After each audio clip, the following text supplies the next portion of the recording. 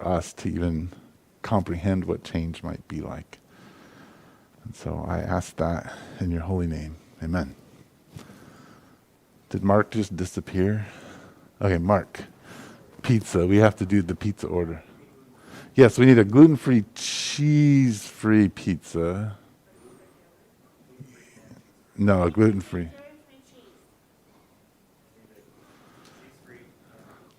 Yes, there's a gluten. I don't think they have dairy. Do they have dairy-free cheese? They may have dairy-free cheese, and that needs to be on the gluten-free pizza. Got that? And no, there's nobody who.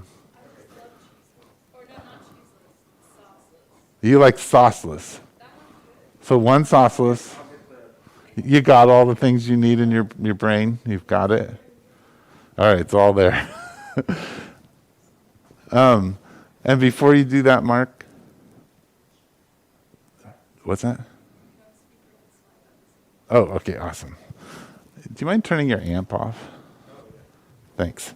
All right, so we are out of a series on Ephesians, and when we did the sermon schedule, I titled this particular sermon, Deep Breath. I had no idea what I meant by that. All I meant was at this point in time, we're going to take a deep breath and see what God has to offer us, because next week we're doing sort of a pre-Advent. We're going to look at Melchizedek, and then we're going to jump into Advent. And so I just thought this is a spot where maybe I'll just let the spirits talk to me. So over this year, as I've been spending time with God, and as I've been listening, because it's a practice that I do, that I spend time just sitting quietly and trying to hear what the Lord is saying, and then I write those things down. What came up over and over again is this phrase, wait and see, which comes from a song that we sing here at the village, which my little brother Wes wrote. And what I heard God saying, and what I think he said to me, was that you need to focus on this during this year, and at some point you need to talk to the community about it. And so it seems that deep breath is the moment for me to talk about this song. So in order for you to talk about this song, it might be nice for you to have the song in front of you. So I'm just going to split this in half and hand it halfway here, and so you can have the song in front of you as we talk about it. But before we get to, now I've lost control of you have to have it on the slide. No, I just need you to have the power on the slide there. So you just have to be on power, yeah. I'm still not got. We'll pause for technical station identification. Yeah, it should be, or it's just, there we go. Okay. All right, so before we get to talking about this song, though, I want to take a jump back to last week and anchor it in Ephesians. And I want to anchor it in the verse 10 and 11. So we finished up Ephesians, and we were talking about the armor of God. And 10 and 11 says this. It says, finally, be strong in the Lord and in his mighty power. Put on the full armor of God so that you can take your stand against the devil's schemes. Now, this word be strong is not, it is an idea of taking your identity or your strength from somebody else. That's what the word is used for. And so what's happened here is Paul is saying that you don't want to do whatever you're going to do or how you're going to understand yourself on your own. What you need to do is you need to find your identity and your strength in the Lord. Now, the picture that I kept coming to my head this week as I reflected on it is it's sort of like a rock climber stuck in a spot. He's hanging there in his own strength, and he's a rock climber. He can't move. But then somebody else above him reaches down and says, hey, take my hand. If he decides to take his hand, he's no longer a rock climber. He's someone who's stuck. And he's not using his own strength. He's using God's or this person's strength to pull him up. So that picture kind of came to my mind as I was thinking about this. But as we talked about it last week, one of the things we said was that the devil's schemes, there's this reality that we live in that all around us, everything is broken. That we live in a deluge of rain of brokenness. And part of that brokenness is that the enemy attacks us, right? But this never ever goes away. So even if you feel like everything is okay, the reality is that you are broken and under attack from the enemy. All of your family is broken and under the attack of the enemy. The people you work with are broken. And so there's a deluge of brokenness of which the enemy uses to push against his people. And so we started talking about this idea of maybe putting on the armor of God, maybe grabbing hold of the strength of God is standing under an umbrella. And somebody said, hey, someone should paint a picture of that. So Amelia, who's in Phoenix, said, that's a great idea. And she painted a picture. And the idea was that if we are to be strong in the Lord and his mighty power and put on the armor of God and stand against the enemy's schemes, it's really standing under the umbrella of God as everything pours down on us and holding tight to the stick, right? There's the idea, and there's the visual. What we're going to talk about today, and what I think this song invites us into, and the reason I think God is asking us to reflect on it is moving in a little deeper and thinking a little bit more focused about what it means to stand under that umbrella, what it truly means to take on the Lord's identity and to take on his mighty power in our life as we wrestle with all of the things that go on around us and the schemes of the enemy and his complex designs he has. So, the song begins with a chorus, and that chorus is, wait and see, oh wait and see, and you repeat that a lot, the glory of the Lord will shine on you. This is what I want to focus on. I'm going to spend most of the time on this chorus. Wait and see, oh wait and see, the glory of the Lord will shine on you. And mostly I want to talk about this word wait. Now the word wait in the Hebrew means to bind yourself to someone, okay? To tie yourself to someone. And I know this is maybe a little small. I guess it's bigger up here. But after studying it for a long time, here's my definition of this. It's a willful, anticipatory positioning of oneself next to Jesus with the knowledge that he will act on your behalf. The word has an anticipation to it, and it has a binding to it in the Hebrew. It's used for tying things and anticipating something happening. So waiting here is a willful, anticipatory positioning. Like these are these things. You're waiting for something, you're choosing to be there, and you're positioning yourself close to Jesus. That's what this word waiting means. Or, as maybe some of you have heard, hitching your wagon to. I'm going to hitch my wagon to somebody. You're hitching your wagon to Jesus. Now you wonder, why is Star Tours 3D up there? How many have ever been to the Star Tours in the 80s? Oh, okay. I don't know if it's any different. You went in the 90s or the 90s? Okay, I went when it first came out. And I remember getting there, and the lines are really long at Disneyland, and I'm standing there, you get to see R2-D2 and C-3PO in full size. And I remember sitting inside the room before everything starts, and they're getting all the instructions from the robot and all that kind of stuff, thinking, maybe I will get to experience what it's like to fly a TIE fighter.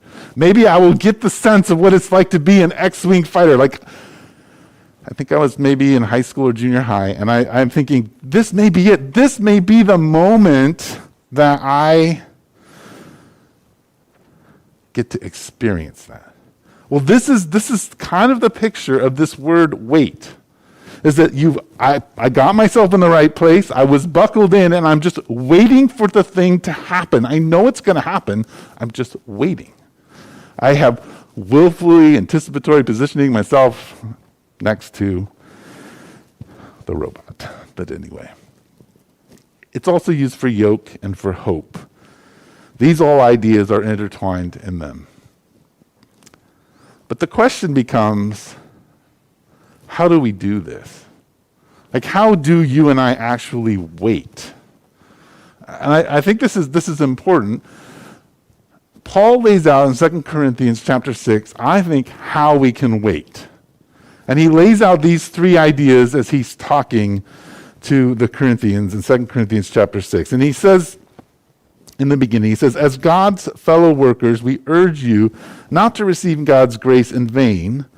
For he says, in the time of my favor I heard you, and in the day of salvation I helped you. I tell you, now is the time of God's favor. Now is the day of salvation. You and I are in the time of God's favor and in the time of God's salvation. And the way that looks, and the way that we use that to connect ourselves to Jesus, is that we cannot ignore our salvation. We can't ignore our salvation. And I think most of us do. And here's what I mean. I spend, in fact, before even church started, I was kind of chuckling because I knew I was going to have to talk about this, but I spend a lot of time talking about the most recent television show I watched, or some kind of sporting event, or even the political milieu, or you can go on down the list, or what I did for the day. But I don't talk about what God has done. It is not a part of my regular conversation. It's a part of my conversation now in formality. It's not part of my conversation. I didn't ask Matt. I don't even ask. I didn't ask Matt, what has God done this weekend? I said, what did you do this weekend? Right? We have forgotten how to talk about our salvation. We've forgotten to as we live in our narratives and our stories, to look at the places and remember the places where God has shown up. Part of that is that we undermine where God has shown up. Because God has shown up in our life and he delivers us in some way, he engages some way, and then things don't go the way we want after that. And we're like, well, he showed up, but then things didn't work out the way I hoped. Or he did this, but then I did this and messed it all up. Right? Because we're very egocentric. It's around us. It's not around what God has done in our life.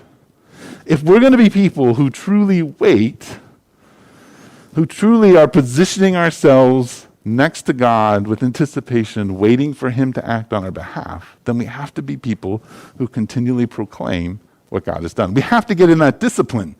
We're not very disciplined about it. It's not a discipline. It's not a natural thing. It feels awkward to us. But it's a question maybe we need to be asking one another. So what has God done? Not what did you do this week? Number 2, do not be a stumbling block. Go all in. Listen to what Paul says as he talks about how he engaged the Corinthians. He says, we put no stumbling block in anyone's path so that our ministry will not be discredited. Rather, as servants of God, we commended ourselves in every way in great endurance, in troubles, hardship, and distress, in beatings and imprisonments, and in riots. And he goes on, and you get to verse 11, and he says, we have spoken freely to you, Corinthians, and opened wide our hearts to you. We are not withholding our affection from you, but you are withholding yours from us. As a fair exchange, I speak as to my children. Open wide your hearts also. I think we have to ask ourselves 2 questions as we position ourselves, if we want to be positioned towards Christ. One is, what parts of my character distract from Jesus? I think we have to really begin to say, what is it about me that would cause people to reject Jesus? These are things we need to answer if we're going to position ourselves closely to Jesus, if we're not going to be a stumbling block.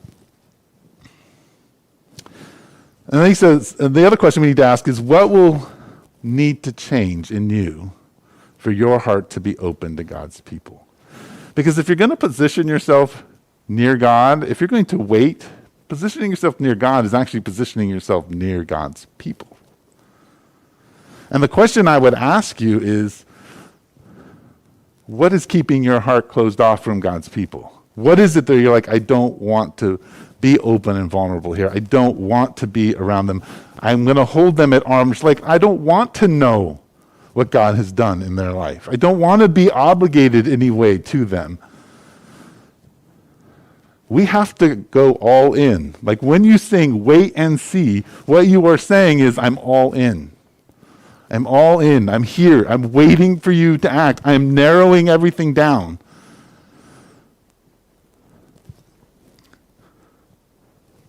It can't be a stumbling block.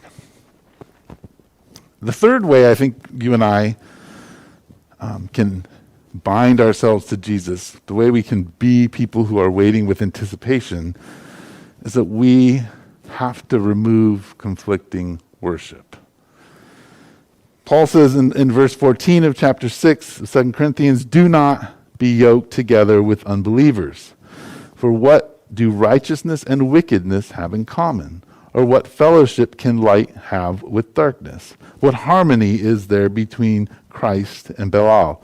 Now, what he's saying is, do not willfully position yourself with those who are in darkness with the anticipation that something good will happen, that you will gain some insight into who God is. But this is not just about people. It's about what we are worshiping and how we organize our lives. Think about this. Most of you are bound to Netflix.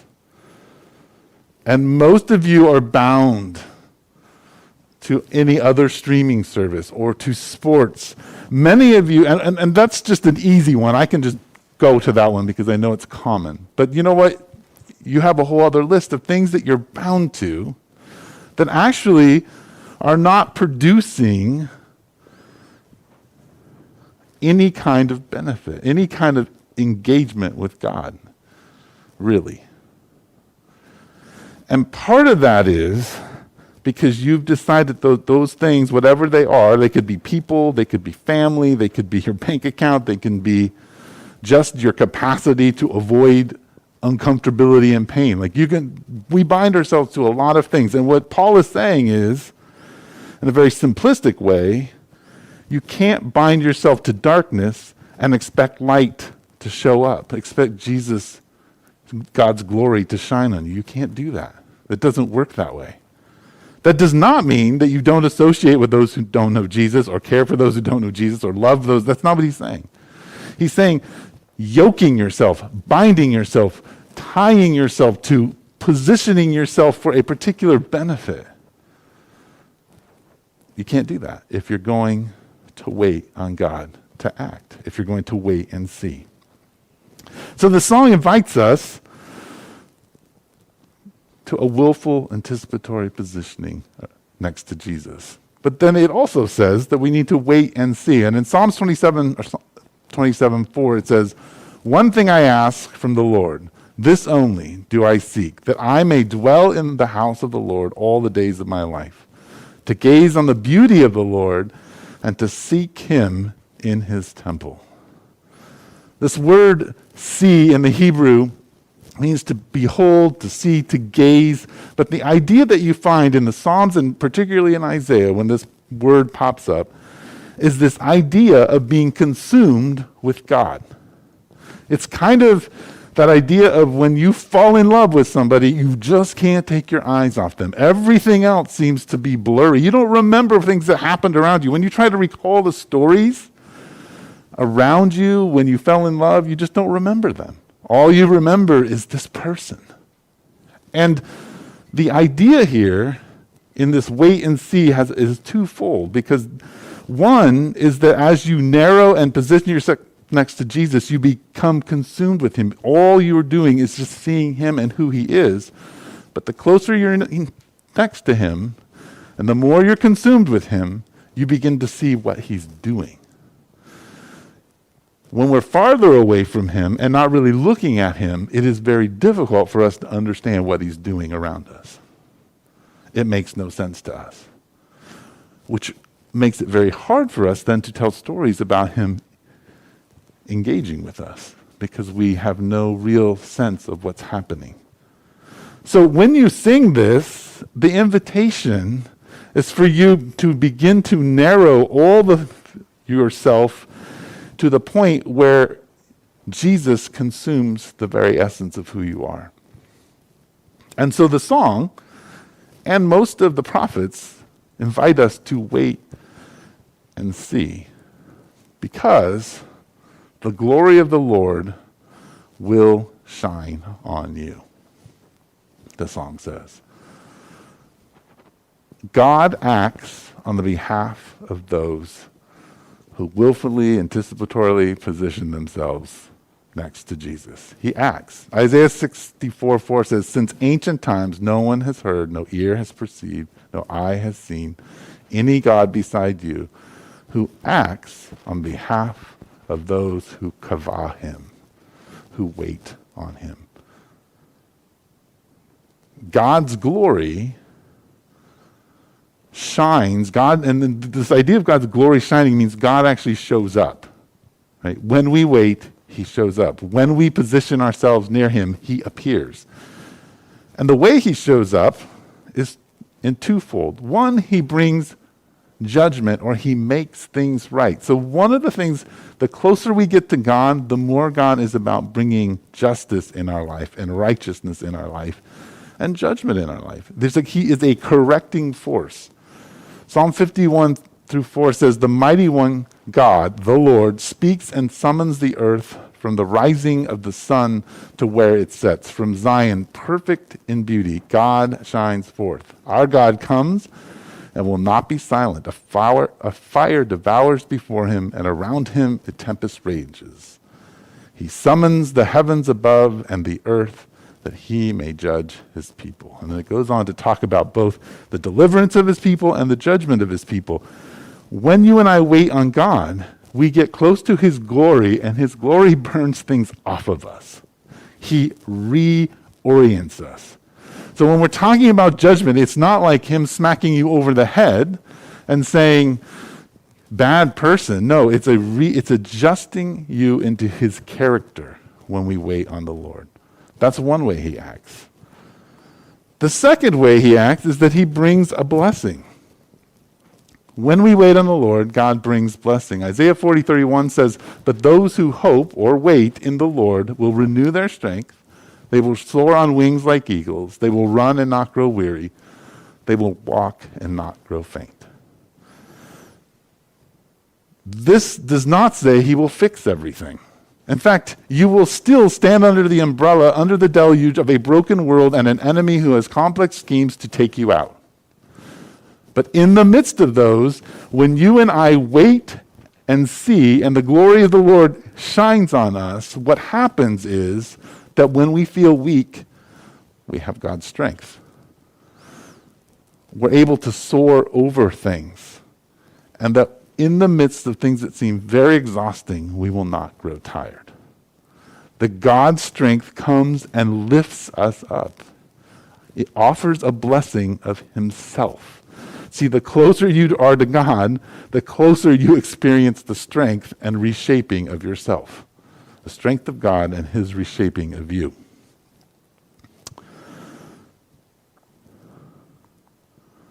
So,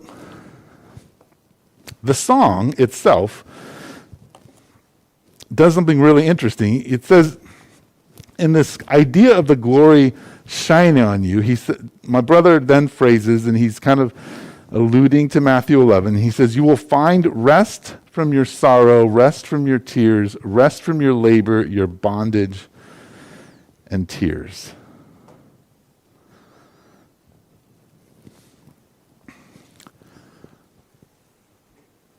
The actual glory of God is Jesus.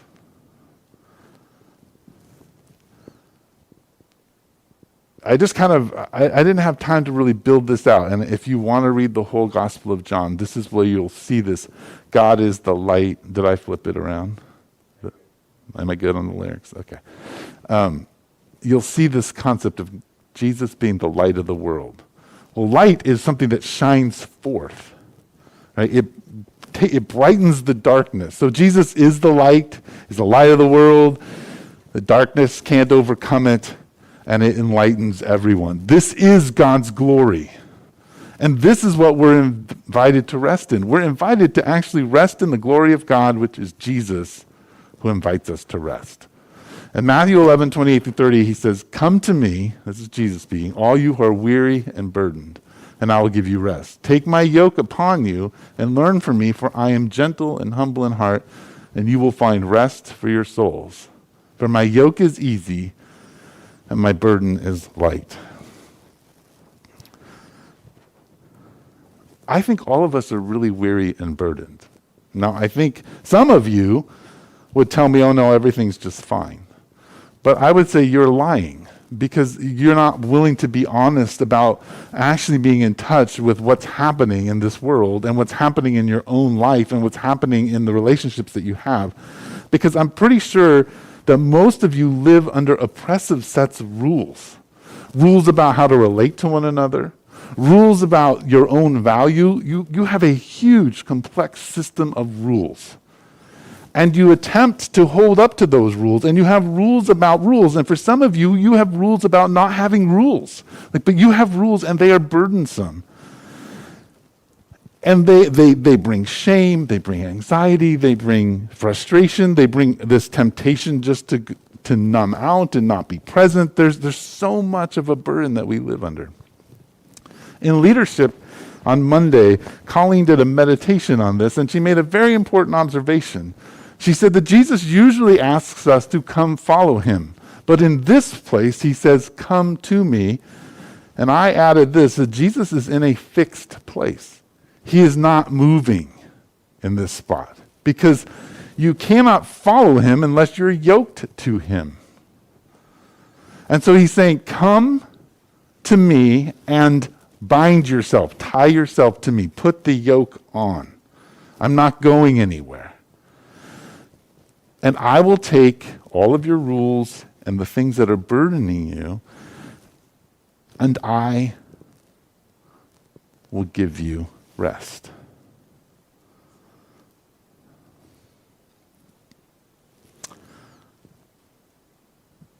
The promise of the song, "The glory of God will shine on you," is that as you wait, the thing that you and I are anticipating, the thing that you and I are longing for, is to find rest.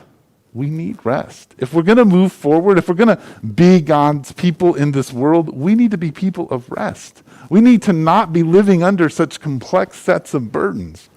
We have to rest in the glory of God that shines on us. Now, my brother puts in here, "Raise up your voice and sing a song of praise." The effects of rest is that you have a freedom to sing. Singing in humanity, all through cultures, is actually a way that we express everything that we feel: joy, happiness, love, frustration. We sing it. When we find deep rest, we sing praise. We sing about the one who gave us rest. If someone says, "Hey, I'm going to pay for you to go on vacation," or something like that, I don't say, I go tell people, "Someone gave me a free vacation." Like, I sing their praises. I'm like, "Hey, this is what I got. This is the rest that I have." And so there's this invitation, but what is this rest really? Well, my brother points out with this beautiful phrase that we're supposed to raise up our voices and sing a song. Fallen is the king of Babylon. The king of Babylon is the enemy. He's not talking about the actual king of Babylon. He's talking about Satan himself. And in Hebrews 2:14, it says, "Since the children have flesh and blood," that's you and me, he, Jesus, too, shared in their humanity, so that by his death he might break the power of him who holds the power of death, that is, the devil, and free those who all their lives were held in slavery by their fear of death. We're all afraid of death. I'm afraid of dying. It's terrible when somebody we love looks close to dying or they die, right? Death holds on to us. But not just death in the sense of a physical death. That knowledge of physical death and the decay of our body produces such anxiety about so much in our life. And in fact, we use phrases like, "That felt like death." I can't do that. Some people say, "I can't speak." They'd rather die than do public speaking, right? So we have lots of different experiences of death. And what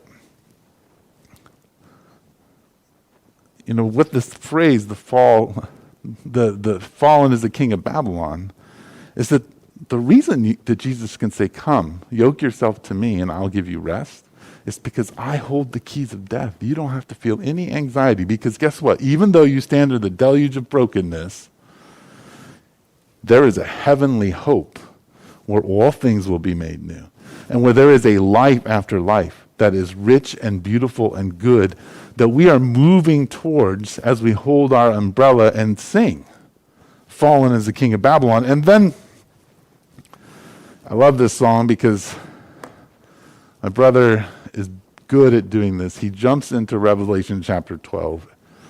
And Revelation chapter 12 is one of the most confusing chapters in the whole book of Revelation, because it's about a woman and a dragon and battles in heaven, and a lot of it doesn't make sense.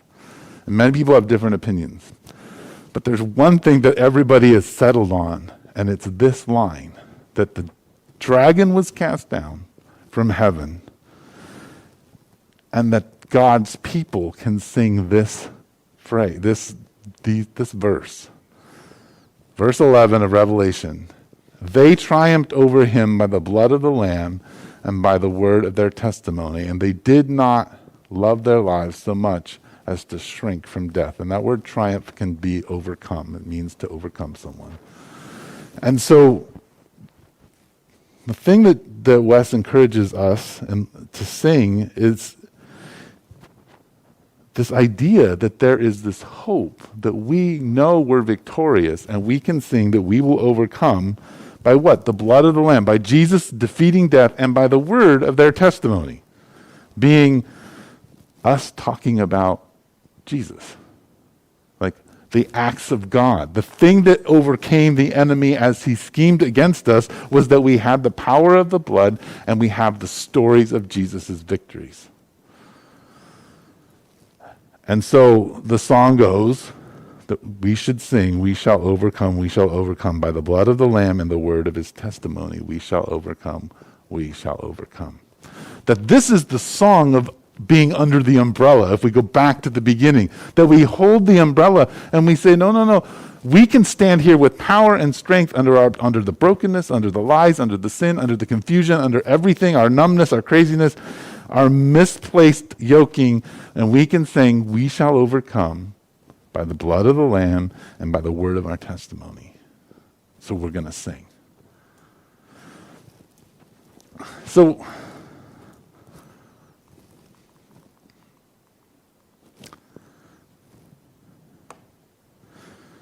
really this whole song hangs on this one word, wait.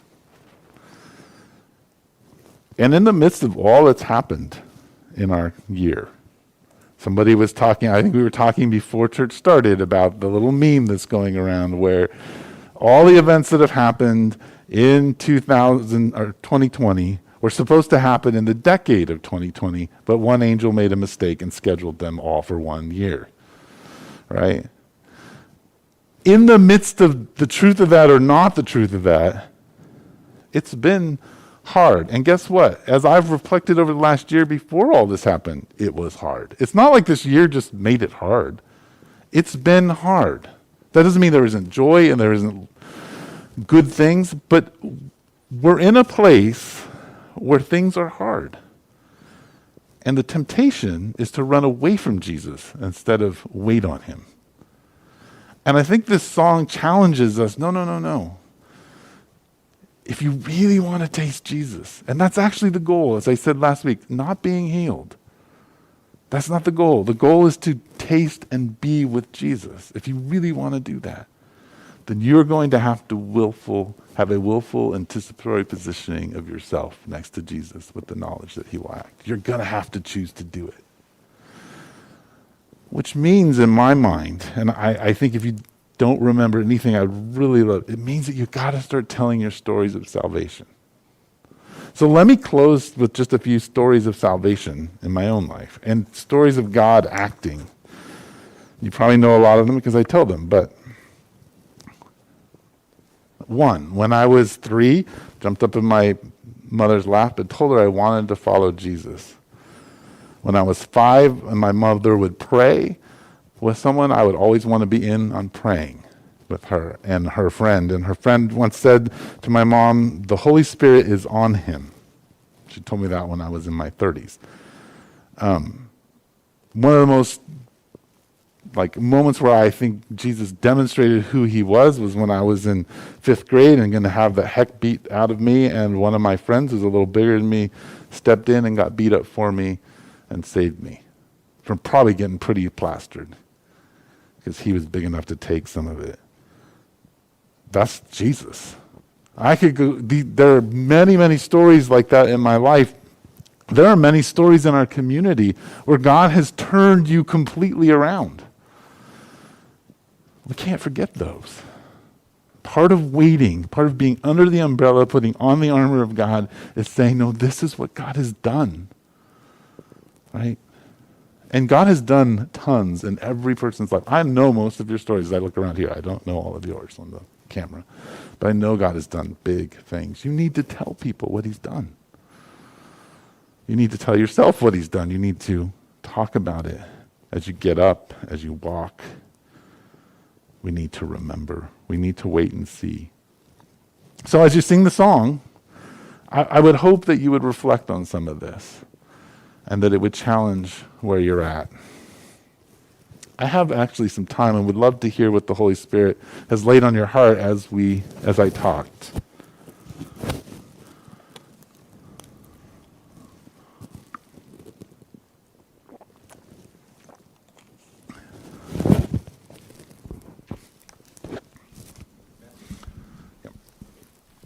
Yeah, I'm assuming the Holy Spirit put a question on your heart. So I'm curious what your thoughts are on the idea of suffering. When I talk to people who have end-stage illnesses or pain, uncontrolled pain. Yes. Christians who have been Christians their whole lives, they struggle with reconciling their suffering more than other people. Because I feel like they'll say things like, I've been waiting and waiting and waiting and waiting my whole life and praying and praying and praying. And they say, the church says, something will happen, but it hasn't. And so I'm just curious, what your thoughts are to that. Well, what are they looking to have happen? Healing? A reduction of pain? Yeah, I tend to ask questions like that too. Has God, how would it look like if God showed up for you? But I'm just I feel sometimes totally stumped to talk to people who are convinced that God hasn't shown up for them in the waiting. Yeah. That's hard. I think some of it's sitting with people in pain and just letting that frustration be where it's at and not having an answer for them. I think the other part, though, is as you develop a relationship, if you have that opportunity, is to ask, well, what has God done? What did he do when you were 10? What did he do when you were 15? How did God show up?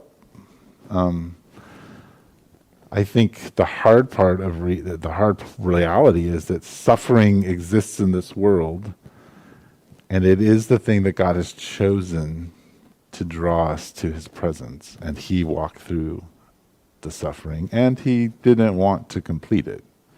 He too was sweating blood and thinking, I don't really want to do this if there's a way around it. So he understands the brutality of suffering. But it stops there. He's not going to magically show up. And in fact, him showing up in blessing and in judgment is not, it's not relief. And we're looking for relief. Yeah, I do hear that, if it is your will, take this cup of suffering for me. That's not a seeking of relief. That's a seeking of relationship. Yeah. I think that's a big... Anyone else? Okay. Caleb?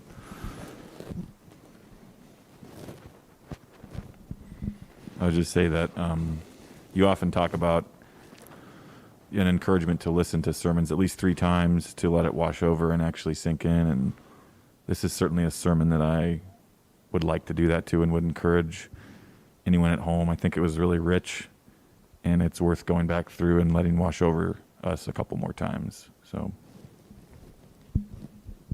Thanks. Emily. I got to get used to turning my... I thought I was the good kid and I didn't need Jesus, though I'd heard about him a lot. And then one day I wanted to draw behind the door on the wall with the purple crayon, and I could not stop myself. And that was my realization that I needed Jesus. And as soon as I turned to him, I felt so clean. And that's still the experience when I come and really believe that he has taken my sins away. It's a wonderful experience. And about 5 years ago, I was in so much pain. I couldn't sit up or stand or walk very far. And I couldn't really eat very well. And I was so depressed.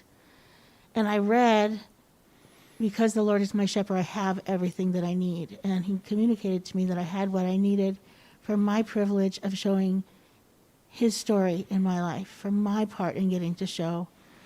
But then the green meadows, right? I will lead you through green meadows and quiet waters.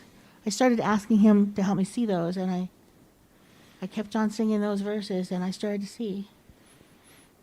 And he was doing that in the pain. Thanks, Emily. Anybody else?